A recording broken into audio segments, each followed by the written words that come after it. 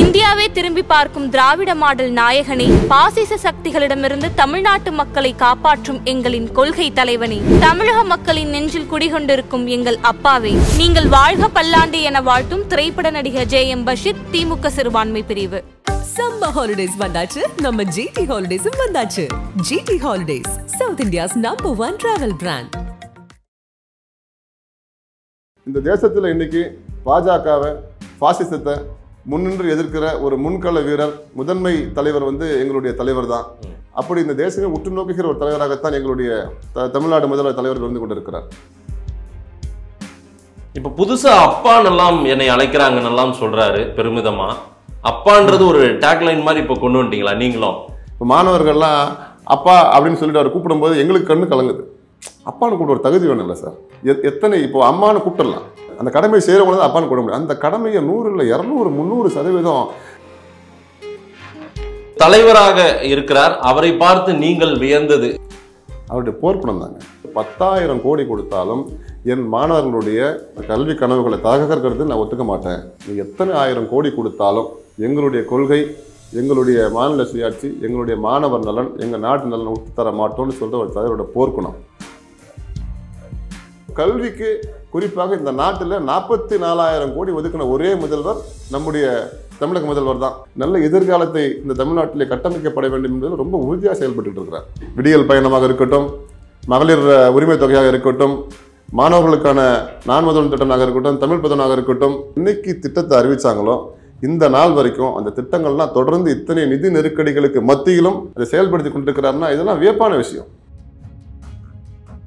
ஒரு பக்கம் பாஜக, இன்னொரு பக்கம் அதிமுக, இன்னொரு பக்கம் ஒரு நடிகர், முன்னாள் இயக்குனர், இப்படி இன்னைக்கு என்ன போட்டினா இந்த நாட்டில் திமுகவுக்கு யார் எதிர்கட்சியா இருக்க போறாங்கிறதா இன்னைக்கு போட்டி. ஒரு நாளும் இவங்க ஆட்சிக்கெல்லாம் வர முடியாது. பாசிசனா என்ன, பாயசன் அவரை சொல்லுங்க. யார் பாசிசம், யார்? நான் என்ன கேட்கிறேன், ஒரே ஒரு வார்த்தை, மத்திய அரசு இல்ல ஒன்றிய அரசு இல்ல மோடி அரசு, ஏதாவது ஒரே ஒரு வார்த்தையை மென்ஷன் பண்ணி அவரை சாட சொல்லுங்க. அவர் சரியான ஆமலன்னு நான் ஒத்துக்கிறேன். இவர் பக்கா பிஜேபியோட பி டீம். இவர் கட்சி தொடங்கியிருக்கேன், நான் அங்க இருக்கேன். பட் ஒரு நண்பரா விஜய் ஒரு நல்ல மனிதரா தெரிறாரு, அதனால நான் வந்திருக்கேன். அது விஜய் கூட்டம் போட்டா நடுவில் விசில் அடிச்சிட்டு இருக்காங்கல்ல, அவங்க கிட்ட சொன்னா அவங்க நம்புவாங்க. நீங்க நம்புவீங்களா?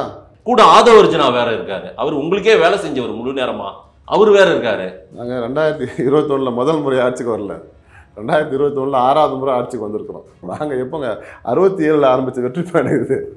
என்ன விளையாட்டா பேசுறீங்க? விஜய் நடிக்கிறதை விட்டு தீவிர அரசியலுக்கு வந்துட்டாரு. விஜய் மாதிரியே அவருடைய உடை கலர்லயே நீங்களும் உடைய போட்டுக்கிட்டு என்ன நீங்களாம் நடிக்க ஆரம்பிச்சிட்டீங்க அப்படின்னு விமர்சனத்தை வைக்கிறார் நேரடியா சிஎம். ஒரு யானை வருது, பக்கத்தில் சேத்துலேருந்து ஒரு பன்னி வருது, வந்து வா பார்க்கலாம் அப்படின்னா யானை போய் தொட்டு அந்த சேறு சகதி மேலே ஒட்டிக்கும். கோயில் யானை மேலே, கோயில் யானை ஒதுங்கி போகுது. பன்னி யானையும் ஒன்றாயிடுமா? சாதை வச்சதுனால ஒரு அவரெல்லாம் என்னங்க தகுதி இருக்கு? திமுக வரலாறுல 2வது முறையெல்லாம் ஆட்சிக்கு வந்த வரலாறே இல்லை. இந்த முறை நிச்சயமா அந்த ஒரு வரலாறு படைக்கப்படும். ஆதம் தமிழர்களுக்கு வணக்கம். பல்வேறு துறைகளில் ஆக சிறந்த ஆளுமைகளை சந்தித்து நாம் நேர்காணல் எடுத்து வருகிறோம். அந்த வகையில் நம்மோடு இணைந்திருக்கிறார் திராவிட முன்னேற்ற கழகத்தின் திருவெற்றியூர் மேற்கு பகுதியினுடைய செயலாளர் வழக்கறிஞர் வைமா அருள்தாசன் நம்முடைய இணைந்திருக்கிறார். அவரிடம் கேட்பதற்கு நிறைய இருக்குன்னு வாருங்கள், அவரிடமே கேட்போம். வணக்கம் அருள்தாசன் அண்ணே. வணக்கண்ணே. வணக்கம். எப்படி இருக்கீங்க? நல்லா இருக்கேன். நீங்க எப்படி இருக்கீங்க? நலமா இருக்கும். தமிழ்நாடு முதலமைச்சர் திரு மு.க. ஸ்டாலின் அவர்களுடைய 72வது பிறந்தநாள் விழாவில் உங்களை சந்திக்க வந்திருக்கிறோம். அவரை பற்றி கேட்க வந்திருக்கிறோம். அந்த 72வது பிறந்த நாளுக்கு நீங்கள் கூட ஒரு படகு போட்டி ஏற்பாடுகள்லாம் பண்ணிட்டு இருக்கீங்க, அதெல்லாம் பார்த்தோம். எந்த அளவுக்கு முதலமைச்சருடைய திமுக தலைவருடைய பிறந்தநாளை எப்படியெல்லாம் கொண்டாடிட்டு இருக்கீங்க? இந்த வருடம் மட்டும் இல்லை, எங்களுடைய தலைவர் இன்றைக்கு இந்த தேசத்தை தாண்டி உலகமே போற்றி கொண்டிருக்கிற ஒரு தலைவர். தமிழ்நாட்டுக்கு என்னவெல்லாம் தேவை, பிறக்கின்ற குழந்தையிலிருந்து மாணவர்கள், இல்லத்தரசிகள், முதியோர்கள், இப்படி எல்லாருடைய தேவைகளையும் அறிந்து எண்ணற்ற திட்டங்களை திட்டக்கூடிய, இந்தியாவுக்கே வழிகாட்டக்கூடிய ஒரு திராவிட மாடல் நாயகர் எங்களுடைய தலைவருடைய பிறந்தநாள் விழாவை நாங்கள் ஆண்டுதோறும் மிக மிக மிக சிறப்பாக கொண்டாடுவோம். எங்களுக்கு எப்படி ஒரு தமிழர் திருநாள் பொங்கலை போலத்தான் எங்களுடைய தலைவருடைய பிறந்தநாள் விழாவும் அப்படித்தான். நீங்கள் படகு போட்டி அப்படின்னு சொன்னீங்க. படகு போட்டி மட்டுமல்ல, கிரிக்கெட் போட்டிகள், இன்னும் எண்ணற்ற விளையாட்டுப் போட்டிகள், பெண்களுக்கு கோலப் போட்டி, பல்வேறு நலத்திட்ட உதவிகள், உணவு வழங்கும் நிகழ்ச்சி, பொதுக்கூட்டங்கள், இப்படி நாங்கள் ரொம்ப மகிழ்ச்சியோடும் எழுச்சியோடும் எங்களுடைய தலைவருடைய பிறந்தநாள் விழாவை நாங்கள் ஆண்டுதோறும் கொண்டாடி கொண்டிருக்கிறோம். இந்த ஆண்டும் இதுவரை இல்லாத அளவிலே மிகுந்த எழுச்சியோடு நாங்கள் கொண்டாடவிருக்கிறோம். தமிழ்நாடு முதலமைச்சர் திரு மு.க. ஸ்டாலின் அவர்கள் இன்றைக்கு இந்தியாவே திரும்பி பார்க்கக்கூடிய தலைவர்னெல்லாம் பல இடங்கள்ல நீங்களும் போஸ்டர் அடிச்சிருந்தெல்லாம் வரப்போது பார்த்தேன் நிறையா. ஐயா கலைஞர் அவர்கள், அதற்கு பிறகாக இன்றைக்கு திமுக தலைவராக ஐயா ஸ்டாலின் அவர்கள். கலைஞர் அவர்கள் இந்தியாவே திரும்பி பார்க்கக்கூடிய ஒரு தலைவராக இருந்தார். எல்லோரையும் அரவணைக்கக்கூடிய, அதே போல மற்ற மாநில முதலமைச்சர்களோ மற்ற மாநில தலைவர்களோ வந்தால் கூட கோபாலபுரம் வந்து கலைஞரை பார்த்துட்டு போவாங்க. அதே போல இங்கிருந்து அவருடைய அணுகுமுறை, அதே போல பல குடியரசுத் தலைவர்களையும் பிரதமர்களையும் உருவாக்கினார் என்ற வரலாறுலாம் இருக்கு. ஐயா ஸ்டாலின் அவர்களுக்கு இந்தியாவே உலகமே திரும்பி பார்க்கிற தலைவர்லாம் நீங்க சொல்றீங்க. அந்த அந்த லெகசி உயர்வு இருக்கு, அந்த அளவுக்கு இருக்கிறதா என்ன? இருக்கிறதா என்ற இந்த கேள்வியே தவறு. இருக்கு. தலைவர் கலைஞருக்கு எப்படி ஒரு லெகசி இந்த நாட்டில் இருந்துச்சோ இன்றைக்கு அதே அளவு இன்றைக்கு எங்கள் தலைவருடைய திட்டங்களை தான் மற்ற மாநிலங்களில் காப்பி அடிக்கிறாங்க. அது ஈவன் பிஜேபி ஆளுகின்ற மாநிலத்தில் கூட அவங்களோட தேர்தல் அறிக்கையை இதை தான் கொடுக்குறாங்க. எங்களுடைய மகளிர் உரிமை தொகை, எங்களுடைய விடியல் பயணம், இப்படி இன்னும் அரசியல் பாதையில் பார்த்தீர்கள் என்றால் இந்த தேசத்தில் இன்றைக்கி பாஜகவை, பாசிசத்தை முன்னின்று எதிர்க்கிற ஒரு முன்கள வீரர், முதன்மை தலைவர் வந்து எங்களுடைய தலைவர் தான். எங்களுடைய தலைவர் தளபதி அவர்கள் வழிநடத்துகிற ஒரு கூட்டணி தான் இந்தியா கூட்டணி. இன்றைக்கு தேசிய அளவில் இருக்கிற எந்த தலைவராக இருந்தாலும் சரி, ஏன் அகில இந்திய காங்கிரஸ் கட்சியினுடைய தலைவர் ராகுல் காந்தியாக இருந்தாலும் சரி, மம்தா பானர்ஜியாக இருந்தாலும் சரி, மற்ற இன்னபிற தலைவர்களாக இருந்தாலும் சரி, எல்லோரும் எங்களுடைய தலைவர் என்ன செய்கிறார், எங்களுடைய தலைவர் என்ன கருத்தை வெளியிடுகிறார், அப்படி இந்த தேசமே உற்று நோக்குகிற ஒரு தலைவராகத்தான் எங்களுடைய தமிழ்நாடு முதல்வர் தலைவர் இருந்து கொண்டிருக்கிறார். கட்சி ஆட்சி என்ன வித்தியாசம்? ஆட்சியை எப்படி நடத்தி கொண்டிருக்காருன்னா நல்ல ஆட்சின்னு சொல்லுவீங்க நீங்க. ஆமா. கட்சி எப்படி கொண்டு போயிட்டு இருக்காரு? கலைஞர் கட்சி எப்படி கட்டமைப்பார்னா எனக்கு வந்து ஆட்சியா கட்சியானா கட்சின்னு சொல்லுவேன் அப்படின்னு சொல்லியிருக்காரு. திரு ஸ்டாலின் அவர்களுடைய கட்சி அணுகுமுறை, தொண்டர்கள் அணுகுமுறை, அறிவாலயத்துக்கு வரக்கூடிய அணுகுமுறை, அதெல்லாம் கொஞ்சம் விமர்சனங்களும் சொன்னாங்க. எப்படி இருக்காரு அவரு? எந்த விமர்சனமுமே இல்லாதவர்கள், விமர்சனமே செய்ய முடியாதவர்கள், அது கட்சி ரீதியாக இருந்தாலும் சரி, ஆட்சி ரீதியாக இருந்தாலும் சரி, இது போல அறிவாலயத்துக்கு வரதுதான் காரணத்தை சொல்லுவாங்க. அவர் தொண்டர்களை சிந்தித்துக் கொண்டிருக்கிறார். என்னை போல எண்ணற்ற இளைஞர்களை உருவாக்கி கொண்டிருக்கிறார்.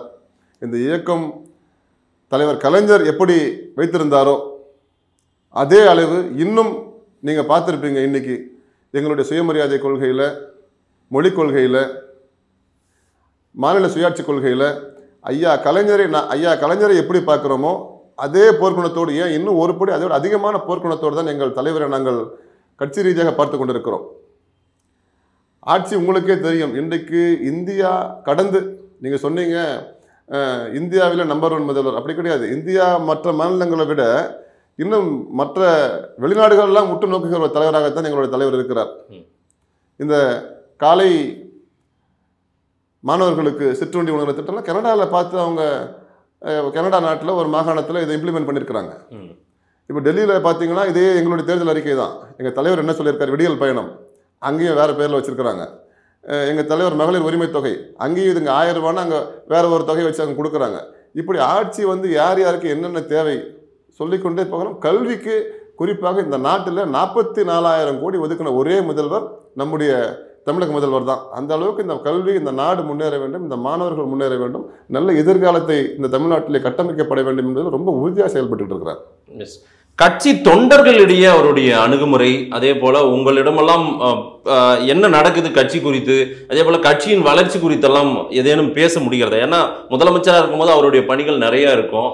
அதை நோக்கி போகும்போது உங்களுக்கு மாவட்ட செயலாளர் இருக்காங்க, அவங்க பார்த்துப்பாங்க. இருந்தாலும் அவரு கட்சி தலைவரா இப்ப இந்த 3-4 வருடங்களா எப்படி இருந்துட்டு இருக்காரு? ஒரு மாற்றமும் இல்லை. அவர் முதல்வரா ஆகிறதுக்கு முன்னாடி எந்த அணுகுமுறையோடு இருந்தாரோ தொண்டர்கள்கிட்ட அதே அணுகுமுறையில் தான் இப்பவும் இருக்கிறாரு. இப்பவும் அறிவாலயத்துக்கு வரார். வாரத்தில் 3-4 நாள் வந்துடுறாங்க. நிச்சயம் தொண்டர்களை சந்திக்கிறாங்க, நிறை குறைகளை கேட்டுக்கிறாங்க. அதையும் தாண்டி இன்றைக்கு எங்களுடைய இளந்தலைவர் அண்ணன் உதயநிதி ஸ்டாலின் அவர் வந்திருக்கிறார். அவரும் இயக்கத்தை என்னை போல இளைஞர்களை ஈர்த்து நல்ல வழியில் நடத்தி கொண்டிருக்கிறார். ஒரு பிரச்சனையும் இல்லை.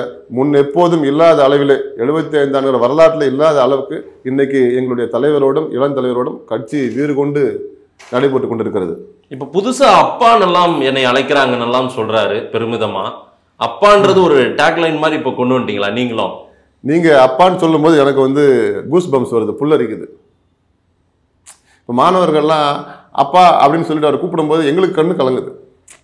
எத்தனை இப்போ அம்மானு கூப்பிட்டுடலாம், அம்மானு அம்மா வாங்கம்மா அப்படின்னு. ஆனால் அப்பான்னு அழைக்கிறதுக்கு ஒரு உரிமை வேணும். அந்த உரிமையை யார்கிட்ட இருந்து வரும் சொல்லுங்க? நமக்காக எல்லாம் பார்த்து பார்த்து யாரை செய்கிறாங்களோ. இப்போ ஒரு மாணவி போய் அப்பா அப்பான்னு கூப்பிடும்போது அவர் நெகிழ்ந்து போயிடுறார்.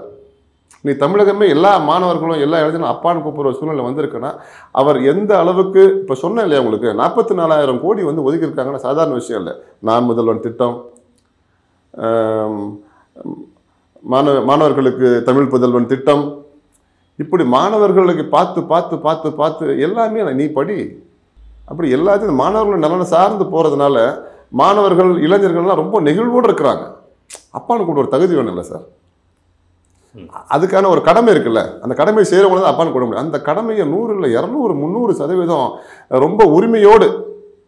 இப்போ ஒரு பிள்ளை மதுரையில் பார்த்தீங்கன்னா லெட்டர் போடுறாங்க, நீங்கள் வரலாறுலேயே பார்க்க முடியாது. சொல்லுவாங்க ஒரு பாப்பா லெட்டர் எழுதுது, அந்த படிப்புக்கு என்னால் படிக்க முடியல அப்படின்னு அந்த லெட்டரை வாங்கி பரிசீலித்து உடனே அடுத்த நாள் ஐஏஎஸ் ஆஃபீஸர் அவங்க வீட்டுக்கு அனுப்புகிறாங்க. பாப்பாவுக்கு படிக்க முடியல என்னன்னு போய் பாருங்கள், கலெக்டர் போகிறாங்க. நீங்கள் கேள்விப்பட்டிருக்கீங்களா? அம்மான்னு கூப்பிட்டுருக்காங்க, ஐயான்னு கூப்பிட்டுருக்காங்க. எந்த ஆட்சி தான் நடந்திருக்கா? அப்பான்னு கூப்பிட்ற எங்களுடைய தலைவர் ஆட்சியில் தான் அதெல்லாம் நடந்துட்டு இருக்கு. ஒரு தலைவராக இருக்கிறார், அவரை பார்த்து நீங்கள் வியந்தது இந்த ஒரு குணம் அவர்கிட்ட எப்பவுமே எங்கிட்ட மட்டும் இல்லை எல்லார்கிட்டயுமே இருக்கு அப்படின்னு எதையும் சொல்ல முடியுமா? அவருடைய போர்க்குணம் தாங்க. இன்றைக்கும் பாருங்கள், நாங்கள் ஆட்சியில் இருக்கிறோம். ஒரு எல்லா மழை வெள்ள நிவாரணம் கிடையாது, புயல் நிவாரணம் கிடையாது. பள்ளிக்கூட குழந்தைங்களுக்கு 2190 கோடி தரணும், தரலை. ஆனால் அந்த மந்திரி என்ன சொல்கிறாரு? புதிய கல்விக் கொள்கை நீங்கள் ஏற்றுக்கிட்டாதான், மும்மொழி கொள்கை நீங்கள் ஏற்றுக்கிட்டாதான் தருவோம், இல்லைன்னா 5000 கோடி வீணாக இழக்க போகிறீங்க அப்படின்னு மிரட்டுறாங்க. ஆனாலும் தலைவர் என்ன சொல்கிறாரு? 5000 கோடி இல்லை 10,000 கோடி கொடுத்தாலும் என் மாணவர்களுடைய கல்வி கனவுகளை தகர்க்கிறது நான் ஒத்துக்க மாட்டேன். நீங்கள் எத்தனை 1000 கோடி கொடுத்தாலும் எங்களுடைய கொள்கை, எங்களுடைய மாநில சுயாட்சி, எங்களுடைய மாணவர் நலன், எங்கள் நாட்டு நலனை விட்டு தர மாட்டோம்னு சொல்கிற ஒரு தலைவரோட போர்க்குணம். இதுதான் நாங்கள் வந்து ரொம்ப வியந்து பார்க்குறோம். ஆனால் எல்லா இக்கட்டான மத்திய அரசு எந்த விதமான நம்மளுடைய வரி பணத்தெல்லாம் அவங்க வாங்கிக்கிறாங்க, ₹1 மிச்சம்லாம் வாங்கிக்கிறாங்க. ஆனால் அதை திருப்பி கொடுக்கறதே இல்லை. இருந்தாலும் இந்த மாநிலத்தை இப்படி விடியல் பயணமாக இருக்கட்டும், மகளிர் உரிமை தொகையாக இருக்கட்டும், மாணவர்களுக்கான நான் முதல்வன் திட்டமாக இருக்கட்டும், தமிழ் புதனாக இருக்கட்டும், எல்லா திட்டத்துக்கும் மாதம் நிதி தங்கு தடை இல்லாமல் போய்கிட்டே இருக்குது. இந்த மக்கள் மேலே அவர் எவ்வளோ நேசிச்சிருந்தா இந்த மக்களை ஒரு மாதம் கூட தடையெல்லாம் பண்ணிருக்கலாம். பணம் இல்லை, ஆனால் இல்லை, என்னைக்கு திட்டத்தை அறிவித்தாங்களோ இந்த நாள் வரைக்கும் அந்த திட்டங்கள்லாம் தொடர்ந்து இத்தனை நிதி நெருக்கடிகளுக்கு மத்தியிலும் அதை செயல்படுத்தி கொண்டிருக்கிறாருன்னா இதெல்லாம் வியப்பான விஷயம். இப்படி சொல்லிக்கிட்டே போகலாம். அவருடைய பிறந்த நாள்லேயே நான் இந்த அரசியல் கேள்வியை வைக்கணும்னு நினைக்கிறேன். அவருடைய ஆட்சியை நாங்கள் வீட்டுக்கு அனுப்புவோம்னு, இப்போ ஸ்டாலின் ஆட்சியை வீட்டுக்கு அனுப்புவோம்னு நிறைய பேர் வந்துட்டு இருக்காங்க. ஏற்கனவே அதிமுக உள்ளிட்ட அத்தனை கட்சிகளும் இவ்வளோ போட்டிகள், இன்னைக்கு நிறைய போட்டிகளை எதிர்கொள்ள போறீங்களே 2026. நீங்களே சொல்லிட்டீங்க நிறைய கட்சிகள். இன்னைக்கு என்ன போட்டினா இந்த நாட்டில் திமுகவுக்கு யார் எதிர்கட்சியா இருக்கணும், யார் எதிர்கட்சியா இருக்க போறாங்கிறதா இன்னைக்கு போட்டி. ஆட்சிக்கு பெரிய கூட்டம் இல்ல, நீங்க ஐயா ஸ்டாலின் ஆட்சியை வீட்டுக்கு அனுப்புவோம்னு வர்றவங்க எல்லாம் எல்லாருமே ஒருத்தர் எதிர்க்கிறாங்கன்னும் போது பெரிய கூட்டம் தானே அது. எல்லாம் பிரியும் இல்ல, வாக்குகள் எல்லாம் பிரியும். வாக்குகள்லாம் பிரியறதுக்கான வாய்ப்புகளும் கிடையாது. அதுதான் சொல்ல வந்தேன். இன்னைக்கு இவங்க எல்லாம் போட்டி போறதுன்னா திமுகவுக்கு நான் தான் எதிரி, ஒரு பக்கம் பாஜக, இன்னொரு பக்கம் அதிமுக, இன்னொரு பக்கம் ஒரு நடிகர், இன்னொரு பக்கம் ஒருத்தர் ஒரு போனியாவது ஒரு முன்னாள் இயக்குனர், இப்படி எல்லாரும் நான் எதிர்கட்சியாக இருந்தா திமுகவை நான் திமுகவுக்கு வந்து நான் தான் எதிரி, திமுகவுக்கு நான் தான் எதிரி, திமுகவுக்கு நான் தான் எதிரி, திமுகவுக்குள்ள யார் எதிரியாருன்றது அவங்களுக்குள்ள போட்டி. ஒரு நாள் இவங்க ஆட்சிக்கெல்லாம் வர முடியாது. இதெல்லாம் பகல் கனவு. திமுக வரலாறுல 2வது முறையெல்லாம் ஆட்சிக்கு வந்த வரலாறே இல்லை. திமுகவுக்கு அப்படி ஒரு வரலாறே இல்லையே. இந்த முறை நிச்சயமா அந்த ஒரு வரலாறு படைக்கப்படும். ஏன்னா எங்கள் தலைவருடைய திட்டங்கள் அந்த மாதிரி இருக்குது. நாங்கள் வாக்கு சேகரிக்க இப்போ எம்பி எலெக்ஷனுக்கு போகிறப்ப கூட ஜனங்க வந்து ரொம்ப வராதிங்க, நாங்களே போட்டுறோம், வராதிங்கன்னா நீங்கள்லாம் ஓட்டு கேட்கணுமா, எப்படி முதலமைச்சர் எப்படி எங்களுக்கு உரிமையாக கொடுக்குறாரோ அதே உரிமையோடு நாங்கள் வாக்கு நீங்கள் கேட்டு தான் போடணுன்னு, எங்களுடைய வாக்கு உங்களுக்கு தான். அப்படின்ற மாதிரி ரொம்ப உரிமையாக சொல்கிறாங்க. நீங்கள் சொல்கிற அந்த வரலாறு இந்த முறை நிச்சயம் மாற்றப்படும்.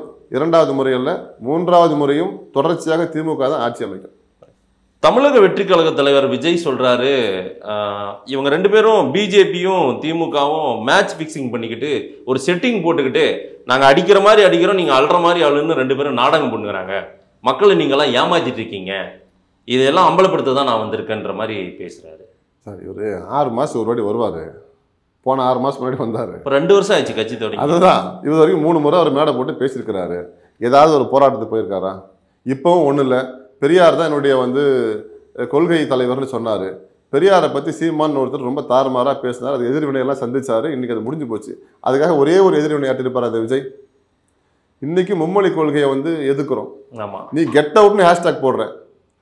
நாங்கள் கெட் அவுட் மோடின்னு நேருக்கு நேராக சொல்கிறோம். கோ பேக் மோடின்னு சொன்ன வரலாறு எங்களுக்கு உண்டு. கெட் அவுட் மோடின்னு இன்றைக்கி அண்ணாமலை சவால் விட்டார். அவருடைய செவிப்பறியே கிழிஞ்சு போயிருக்கு. இன்றைக்கி நாங்கள் கெட் அவுட் மோடின்னு சொல்லிட்டோம். நீ வெறும் கெட் அவுட் மோடின்னு சொல்ல முடியுமா உன்னால்? இல்லை மத்திய அரசு உன்னால் விமர்சிக்க முடியுமா? விமர்சிக்கிறாரு. மத்திய அரசுன்னு சொல்லியிருக்காரா? அவங்க பாசிசம் நீங்க பாயாசமான்றாரு. பாசிசமும் பாயாசமும் சேர்ந்து நாடகம் நடத்தினுக்கிறாங்க இந்த நாட்டில் அப்படின்ற. இல்லை பாசிசம்னா என்ன பாயாசம்னு அவரை சொல்லுங்க. யார் பாசிசம் யார்? நான் என்ன கேட்குறேன், ஒரே ஒரு வார்த்தை, மத்திய அரசு இல்லை ஒன்றிய அரசு இல்லை மோடி அரசு, ஏதாவது ஒரே ஒரு வார்த்தையை மென்ஷன் பண்ணி அவரை சாட சொல்லுங்க. அவர் சரியான ஆமலன்னு நான் ஒத்துக்கிறேன். இல்லை வார்த்தையை நீங்க அப்படியெல்லாம் சொல்ல தேவையில்லை. அவர் ஒரு புது கட்சி தொடங்கியிருக்காரு. கரெக்ட். ஆனா நீங்க மக்களை ஏமாத்துறீங்கன்னும் போது நாங்க அதை சொல்றதுக்கு வந்திருக்கோன்றது தான் அவர் பேசுறாரு. இவரு ஏமாத்துறாருங்க. இவர் இன்னும் வரவே இல்லையங்க. இவரோட ரசிகர் செத்து போயிட்டான் ஒருத்தன். அவன் வீட்டு சாவுக்கே இவர் போகாதவர். அவர் மாநாட்டுக்கு ஒரு சாவுக்கு ஒரு இரங்கல் தெரிவிக்காதவர் இவர். அவனுடைய ரசிகர், அவனுடைய கட்சி தொண்டை, அவன் மாநாட்டுக்கு இறந்து போறான். அவனுடைய மரணத்திற்கு ஒரு இரங்கல் செய்தி வெளியிடாதவர். இவங்கெல்லாம் திமுக பற்றி விமர்சிக்கிறது உண்மை கிடையாது. அதே மாதிரி பாஜக முழு மூச்சோட முனைப்போட இப்போ நேற்று கூட நான் கண்டன கூட்டம் நடத்தியிருக்கோம் மும்மொழி கொள்கை எதிர்த்து. இல்லை நீங்கள் அந்த மும்மொழி கொள்கைன்றதே இந்த மொழி கொள்கையெல்லாம் வச்சு பேசுறதே நடிப்பு தான்றாரு. அங்கே அவங்களும் நீங்களும் பேசிக்கிறீங்க. பிஜேபி நீங்கள் ரொம்ப நெருக்கமாக இருந்துக்கிட்டு மோதுற மாதிரி மக்கள்கிட்ட ஒரு நாடக அரசியலை பண்ணிட்டு இருக்கீங்க. இல்லை நாடக அரசியல் பண்ணால் கொடுக்க வேண்டிய நிதியை கொடுத்துட்டுலாம் நாங்கள் நாடகம் பண்ண போகிறோம். நிதியை கொடுக்க மாட்டேங்கிறானே. எங்களுக்கு எந்த நிதியும் கொடுக்கறது இல்லை. நாங்கள் நாடகம் போட்டால் அவங்க கொடுப்பாங்க இல்லையா? சரி 2000 கோடி இல்லை 1000 கோடியாக தரணும்ல நாடகம் போட்டால். வெள்ள நிவாரணம் 6000 கோடி கேட்டார். 1000 கோடியாக தரணும்ல நாடகம்னா. இவர் பக்கா பிஜேபியோட பி டீம். இவர் இல்லை அவர் உங்களை சொல்றாரு, அவரை போய் பிஜேபி. இது கைப்பூனுக்கு கண்ணாடி தேவையில்லை சார். நான் ஒரே ஒரு வார்த்தை தான். என்ன பிஜேபிக்கான பி டீம் விஜய்னு எதை அப்படி இப்போ திமுகன்னு அவர் சொல்றாரு இல்லையா? தமிழ்நாட்டில் ஆடுற கட்சின்னு சொல்றாரு. ஒன்றிய அரசுன்னு சொல்லட்டும், மோடி அரசுன்னு அவர் ஒரே ஒரு வார்த்தை, வேற எதுவுமே சொல்ல வேணாம். ஒன்றிய அரசு மோடி அரசுன்னு சொல்லட்டும். இல்ல உங்க 2 பேரையும் கொள்கை எதிரி அரசியல் எதிரின்னு சொல்றாரு அவர். எங்க சொல்றாரு? மேடையில சொல்றாரு. சரி இப்ப சொல்லுங்க, பிஜேபி கொண்டு வர மும்மொழி கொள்கையை நான் எதிர்க்கிறேன்னு சொல்ல சொல்லுங்க. ஒன்றிய அரசு நான் எதிர்க்கிறேன்னு சொல்ல சொல்லுங்க. ஒன்றிய அரசு நான் எதிர்க்கிறேன்னு சொல்ல சொல்லுங்க. இன்னைக்கு ஹேஷ்டாக் போடுறாங்க சார். அவங்க கெட் அவுட்னு தான் போடுறாங்க. அதுல மோடினோ இல்ல ஒன்றிய அரசுனோ அவங்க போடல. இல்ல இதெல்லாம் கெட் அவுட், இதெல்லாம் வெளியே போ அப்படின்ற மாதிரி சொல்றாரு. இதெல்லாம் எங்களுக்கு தேவையில்லைன்றாரு. இப்போ நான் வீட்டு வாசல கெட் அவுட்னு வச்சா யாரை சொல்றேன்? என் வீட்டு வாசல போட மாட்டேன் கெட் அவுட்னு சொன்னா நான் யாரை சொல்றேன்? எல்லாரையும் கெட் அவுட்டா? இல்ல நீங்க ஒரு அரசியல் நாடகம் சார். இல்ல அதான் நீங்க அடிக்கிற மாதிரி அவங்க அடிக்கிற மாதிரி அடிக்கிறது, நீங்க அல்ற மாதிரி அல்றது, நீங்க அடிக்கிற மாதிரி அடிக்கிறது, இது 2 பேரும் அந்த மாதிரி ஒரு அரசியல் நடக்குது. நம்மளுடைய சித்தாந்தமே வேறங்க. நம்மளுடைய கொள்கையும் பாஜகவோட கொள்கையும் எதிர் துருவம். இதுல நாடகம்ன்றதெல்லாம் அவர் போடுறதா நாடகம், பனையூர்காரர் போடுறதா நாடகம். எங்களுக்கு நிதியே வரலையே. எங்களுக்கு நிதி வரல. இப்போ பாருங்க, சிபிஎஸ்சியோட உரிமத்தை நாங்கள் தான் கொடுக்கணும். மாநில அரசுக்கிட்ட அவங்க விண்ணப்பிச்சு தான் வாங்கணும். அந்த ஒரு சட்டத்தையும் அவங்க ரத்து பண்ணுறாங்க. ஆளுநரை வச்சு எல்லா பல்கலைக்கழகங்களையும் நிர்வாகத்தை சம்பிக்க வைக்கிறாங்க. நாடகம்னா இதெல்லாம் நடக்காது இல்லைங்களா? நிதி கொடுக்க மாட்டாங்க. எந்த ஒரு திட்டமும் மத்திய அரசுக்கிட்ட நிதி வர்றது கிடையாது. அதாவது நாடகம்னா ஒரு பாதி இப்படி இருக்கும், ஒரு பாதி அப்படி கிடையாது. முற்றிலுமா தமிழகத்தை அவங்க புறக்கணிக்கிறாங்க இல்லையா? எப்படி நாடகம்னு சொல்ல முடியும்? உங்ககிட்ட இருந்த பிரசாந்த் கிஷோர், உங்களுக்கு வேலை செஞ்ச பிரசாந்த் கிஷோர் இப்போ அவருக்கு நண்பராயிட்டாரு. அவர் 26ல் ஆட்சியில் உட்கார வைக்க போறாராம். தமிழ்நாட்டினுடைய ஒரே நம்பிக்கை உள்ள ஒரு தலைவர்னா இன்னைக்கு அவர் மட்டும் தான்றாரு. ஒட்டுமொத்த ஹோப்போ அவர்கிட்ட மட்டும் தான் இருக்கு. ஒரு தன்னம்பிக்கை நிறைந்த ஒரு தலைவரா அவரை மட்டும் தான் நான் பார்க்குறேன் தமிழ்நாட்டிலன்றாரு பிரசாந்த் கிஷோர். பிரசாந்த் கிஷோர் அவர் ஒரு ஏஜென்சி வச்சிருக்காரு. ஆமாம். எங்களுக்கு வேலை செஞ்சார், அதுக்கு முன்னாடி பாஜகவுக்கு வேலை செஞ்சார், டெல்லியில் கெஜ்ரிவாலுக்கு வேலை செஞ்சார். அவர் பணம் யார் கொடுத்தாலும் வேலை செய்வார். இப்போ விஜய்க்கு நண்பரா வந்திருக்காரு, அவர் அதையெல்லாம் விட்டுட்டாரா? இப்போ கட்சி தொடங்கியிருக்கேன், நான் அங்க இருக்கேன், பட் ஒரு நண்பரா விஜய் ஒரு நல்ல மனிதரா தெரிறாரு, அதனால நான் வந்திருக்கேன். அது விஜய் கூட்டம் போட்டா நடுவில் விசில் அடிச்சிட்டு இருக்காங்கல்ல, அவங்க கிட்ட சொன்னா அவங்க நம்புவாங்க. நீங்க நம்புவீங்களா? இல்ல, அவரு என்கேஜ் ஆகலைங்க, தேர்தலுக்கு வேலை செய்ய வரல. அவரு அவங்க சொல்றது தானே. ஒரு சிறப்பு அழைப்பாளரா வந்து பேசுறாரு. சிறப்பு அழைப்பாளர் என்ன, அவருக்கு என்ன வேலை இருக்குங்க? சிறப்பு அழைப்பாளரா உங்களுக்கு வேலை செய்யும் போது என்ன வேலை இருந்துச்சு? நாங்க எந்த மேடையில அவர் ஏத்தலையே. இவர் தான் எங்க எந்த மேடையில நாங்க அவர் ஏத்தல. எங்களுடைய பார்ட்னர் சொல்ல, எங்களோட நண்பர்னு சொல்ல, வேலை செஞ்சார், அவ்வளவுதான். இன்னைக்கு கால தேவைக்கு சில வேலைகள், சில விளம்பர யுக்திகளுக்கு சில ஏஜென்சிகள் தேவைப்படும். இன்னைக்கு ஏன்னா காலம் பரிணாம மாற்றம், எலெக்ஷன் தேர்தல் பணிகளுக்காக சில விஷயம் ஒரு காலத்தில் எப்படி குடவோலை முறையிலேருந்து இன்னைக்கு வந்து எந்திர வாக்குப்பதிவுக்கு வந்திருக்கோம். ஸோ வாக்கு சேகரிக்கும் முறைகளும் அந்த பரப்புரை முறைகளும் இன்னைக்கு காலத்துக்கு ஏற்ற மாதிரி டிஜிட்டல் மீடியா வந்திருக்கு. அதுக்கேற்ற மாதிரி பயன்படுத்திக்கலாம். எந்த மேடையில் நாங்கள் பிரசாந்த் கிஷோர் மேடை ஏற்றலை, நண்பன்னு சொல்ல, அவர் ஒரு ஏஜென்ட். இதுவே எவ்வளோ பெரிய தற்கூரித்தனம்னு உங்களுக்கு தெரியுதா? விஜய்ங்கிறவர் பாஜக ஒரு ஸ்கிரிப்ட் கொடுத்தா அதை படிச்சுட்டு போவார், அவ்வளோதான். பாஜகவையும் திட்டுறாருங்க, விமர்சிக்கிறார். பாஜகன்னு சொன்னாரா? பாஜகன்னு சொன்னதால பாஜக திட்டுறது, இல்லை ஒன்றிய அரசுன்னு சொன்னதான் ஒன்றிய அரசு திட்டுறது. ரெண்டு வார்த்தை எங்கேயாவது உபயோகப்படுத்துறாரா? இந்த ரெண்டு வார்த்தை பாஜக அப்படியோ இல்லை வந்து ஒன்றிய அரசனோ ஏதாவது ஒரு இடத்துல, அவர் ஒரு 3 கூட்டம் பேசியிருக்காருன்னு நினைக்கிறேன், ஏதாவது ஒரு இடத்துல மோடி அல்லது ஒன்றிய அரசு அல்லது பாஜக ஏதாவது ஒரு வார்த்தை அவர் உச்சரிச்சிருக்காரா? 2021 உங்களை வெற்றி பெற வைத்த பிரசாந்த் கிஷோர் வியூகம் தான் அவர் வேலை செஞ்சாரு, அதுக்கு சம்பளம் கொடுத்தீங்க. இப்போ விஜய்க்கு நண்பரா வேற இருக்காரு பாருங்க, பெரிய ஒரு பர்சன், உங்களை பத்தி நிறைய தெரிஞ்ச ஒரு பர்சனு கூட. ஆதவர்ஜுனா வேற இருக்காரு, அவர் உங்களுக்கே வேலை செஞ்சவர் முழு நேரமா, அவர் வேற இருக்காரு. நாங்கள் 2021 முதல் முறை ஆட்சிக்கு வரல, 2021 6வது முறை ஆட்சிக்கு வந்திருக்கிறோம். புரியுதா உங்களுக்கு? நாங்கள் முதல் முறை ஆட்சிக்கு வந்தால் பிரசாந்த் கிஷோரோட வந்தோம்னு சொல்லுவோம். நாங்கள் எப்போங்க 67 ஆரம்பிச்ச வெற்றி பயணம் இது. என்ன விளையாட்டா பேசுறீங்க? 2021 தான் பிரசாந்த் கிஷோர் 6வது முறை. அது சரி, அப்போல்லாம் பல கட்சி தோன்றவே இல்லை, பிஜேபியெல்லாம் இதுக்கு ஆட்டத்திலே கிடையாது. இல்லை, அப்பவும் ஒரு பிரசாந்த் கிஷோர் உங்களுக்கு தேவைப்பட்டாரு. நான் சொல்றேனே, இன்னைக்கு பிரசாந்த் கிஷோர் இல்லாம யார் இருந்தாலும் இல்லைனாலும் ஜெயிக்கிற ஒரு இயக்கம். பிரசாந்த் கிஷோர் வந்து அவர் ஓடுற குதிரையில் ஜெயிக்கிற குதிரையை சவாரி பண்ற ஒரு ஆளு. இப்போ விஜய் மாதிரி ஒரு சவாரியில நட்பா இருக்காரு. நட்பெல்லாம் எப்படிங்க? அதெல்லாம் ஒரே முரணா இல்லைங்களா? இல்ல, அவருக்கு தெரியும் இல்ல இங்க என்ன நடக்குது, என்ன அரசியல் சொல்லி கொடுப்பாருல்ல, எல்லாத்தையும் என்ன சொல்லி கொடுப்பாரு? உங்களை எப்படி வீழ்த்தணும்னு எல்லாம் சொல்லி கொடுப்பாரு. திமுக எல்லாம் வீழ்த்த முடியாது. பிஜேபியை நாங்க ஓட விட்டுருக்கோம் 40 தொகுதியில. பிஜேபிக்கு இல்லாத அரசு எந்திரமா, பிஜேபி கிட்ட இல்லாத ஏஜென்சிஸ் பவரா, பிஜேபி இல்லாத மணி பவரா, அவங்க கிட்ட மசில் பவரா, என்ன இல்லை இன்னைக்கு ஒன்றிய அரசு கிட்ட? அப்படிப்பட்ட ஒன்றிய அரசு இந்தியா முழுக்க கபலீகரம் பண்ணாலும் நாங்கள் எங்களுடைய தலைவர் திமுக ஓட விட்டுச்சா இல்லையா? 40 தொகுதி நாங்கள் வென்றிருக்கிறோமா இல்லையா? பிரசாந்த் கிஷோர் வேலை பண்ணாரா? சொல்லுங்க, வேற யாருன்னா வேலை இல்லை. எங்களுக்குன்னு ஒரு கோட்பாடு, எங்களுடைய தலைவர், நாங்கள் எங்கள் கொண்டிருக்கிற கொள்கை, எங்களுடைய சித்தாந்தங்கள், எங்களுடைய இளந்தலைவருடைய பரப்புரை, இதுதான் வெற்றி. எங்களுடைய திட்டங்கள். ஆதவ் அர்ஜுனா மாதிரி ஒரு பவர்ஃபுல் பர்சன் இப்போ அந்த பக்கம் இருக்காரு பாருங்க, அவங்க கட்சியிலே பொறுப்பில் இருக்காரு, தேர்தல் பொறுப்பாளரா. அவர் விடுதலை சேர்த்து துரத்தி தருவாங்க, எங்கே போய் ஏடிஎம்கேல போய் கேட்டு அவங்க சேர்க்கலை. முதல்ல விஜய் கிட்ட போனார், முதல்ல அவங்க சேர்க்கலை. இப்போ ஒரு அக்ரிமெண்ட்டே போட்டு என்னென்னு போட்டு சொல்கிறாங்கன்னா, நான் வந்து பிரசாந்த் கிஷோர் 400 கோடி கொடுத்து ஹையர் பண்ணி கொடுத்தேன்னு கட்சியில் சேர்த்துக்குவாங்க. இந்தியாவில் ஏதாவது ஒரு கட்சியில் இந்த மாதிரி பொறுப்பு பார்த்துருக்கீங்களா? தேர்தல் மேலாண்மை பிரிவு அதிகாரியா என்ன பண்ணுவாங்க? மேலாண்மை பிரிவு பொறுப்பு. இப்படி ஒரு பதவி எங்கேயாவது பார்த்துருக்கீங்களா? ஆமா, மேலாண்மை பிரிவுன்னு நீங்களாம் அனௌன்ஸ் பண்ணாம ஆதவ் அர்ஜுனாவை வச்சிருந்தீங்க திமுகவில். இல்ல அப்படி இப்ப அவர் விஜய்க்கு வெளிப்படையா வேலை செய்யறாரு. அப்படி ஒரு பதவி எங்கேயாவது இருக்கா சொல்லுங்க? ஏதாவது ஒரு கட்சியில புதுசா உருவாகுது சார். அதனால அவரு ஒரு அக்ரிமெண்டோட போய் சேர்ந்துருக்கிறாரு. போக போக அவருக்கு அக்ரிமெண்ட்டை விட ஒரு குறிக்கோள் இருக்கு, திமுகவை வீழ்த்தணும். ஏன்னா திமுகவுக்கு நான் யாருன்னு பாடம் புகட்டணும்ன்றாரு அவரு. திமுகவுக்கு இவர் இல்லை சார், இவரெல்லாம் இப்போது நான் ஏன் லெவல் கூட கிடையாது. ஒரே ஒரு கவுன்சிலர் தேர்தலில் நிற்க சொல்லுங்கள், ஒரு கவுன்சிலர் தேர்தலில் நிற்க சொல்லுங்கள். அவர் பெரிய வகுப்பாளர் தானே. ஒரு ஒரு ஒரு மா ஒரு ஒரு வார்டு கவுன்சிலர் தேர்தல் நின்று அவர் ஜெயிக்க, அவர் வியூகத்தை முழுக்க யூஸ் பண்ணி ஜெயிக்க சொல்லுங்கள். திமுகலாம் அப்படிலாம் வீழ்த்த முடியாதுங்க. ராஜாஜி உடம்பெல்லாம் மூளைனாங்க, அவருடையவருக்கு மூளை. பக்தவச்சலம், காமராஜர், ஜெயலலிதா, எவ்வளோ பேர் வீழ்த்துவான்னா திமுகலாம் வீழ்த்த முடியும். இவரெல்லாம் சும்மா குழந்தைங்க. அவர் ஆதவ் அர்ஜுனா சொல்றாரு விஜய் நடிக்கிறத விட்டாரு, இப்ப அவர் நடிக்கிற வேலையை இப்ப எல்லாரும் பண்றீங்க. சிஎம்ஐ சுட்டி காட்டி சொல்றாரு அவர் வீடியோவில், அவர் விஜய் மாதிரியே அவருடைய உடை கலர்லேயே நீங்களும் உடைய போட்டுக்கிட்டு என்ன நீங்களாம் நடிக்க ஆரம்பிச்சிட்டீங்க. விஜய் நடிக்கிறதை விட்டு தீவிர அரசியலுக்கு வந்துட்டாரு அப்படின்னு விமர்சனத்தை வைக்கிறார். நேரடியா சிஎம் சூரியனை பார்த்து நாய் குறைச்சா நம்ம என்ன பண்ண முடியும்? ஒரு யானை வருது, பக்கத்தில் சேத்துலேருந்து ஒரு பன்னி வருது, வந்து வா பார்க்கலாம் அப்படின்னா யானை போய் தொட்டால் அந்த சேறு சகதி மேலே ஒட்டிக்கும். கோயில் யானை மேலே, கோயில் யானை ஒதுங்கி போகுது, பன்னியும் யானையும் ஒன்றாயிடுமா? சாதை வச்சதுனால ஒரு அவரெல்லாம் என்னங்க தகுதி இருக்குது? அவரெல்லாம் என்ன தகுதி இருக்குது? எல்லா வீட்டு கதவையும் தட்டி இப்போ ஒரு வீட்டில் போய் அடைஞ்சிருக்கிறாரு. இன்னும் ஒரு 6 மாதம் இந்த தேர்தல் 2026 தேர்தலுக்கு அப்புறம் ஆதவர்ஜனா யாருன்னு விஜய்க்கு தெரியும், விஜய் யாருன்னு ஆதவர்ஜனாவுக்கு தெரியும். இவங்க 2 பேர் ஒன்றா இருந்தாங்கன்னா எழுதி வச்சுக்கோங்க. எப்படி சார் வீழ்த்த போகிறீங்க 2026? இறுதி கேள்வியாக வைக்கிறேன்.